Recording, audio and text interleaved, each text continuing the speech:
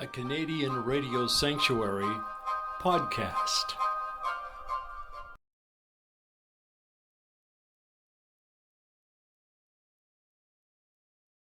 Harley's concert chat.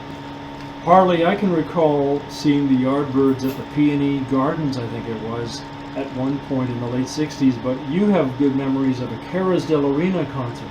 Yeah, in 1969, the Yardbirds were appearing at the Carousel Arena in Vancouver on the west side.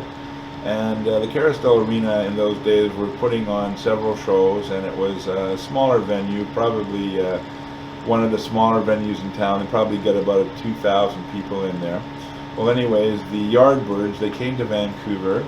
That was during that song. They had a song called Stroll On, which I think where they played in the movie Blow Up. That was Michelangelo Antonioni's movie called Blow Up with a fella named David Hemming, and it was one of the top movies in that time period.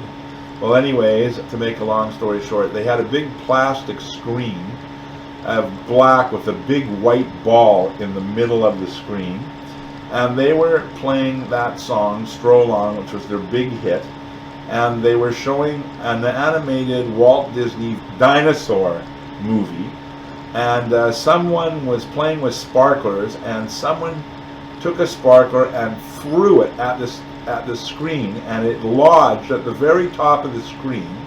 And then all of a sudden, the screen burst into flames, and the band, they didn't have any idea of it, and everybody was absolutely mortified.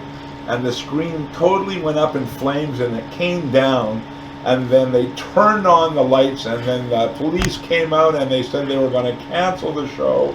And everybody was starting to go nuts, and the band said, "Don't do that, you're going to have a riot on your hands." And then they said, "Okay, if you can promise to behave now, the show will go on." And then the show went on, and of course it was pretty incredible. And then you had Jeff Beck, and I think you had, what's his name, Paul Samuel Smith, I think was in the band at that time. I think so. Or was he in the Animals? No, you got that right. But Keith Ralph was lead singer. Yeah, and Chris Dreja, I think, was in the band, right? And it was a very good show. It was absolutely interesting.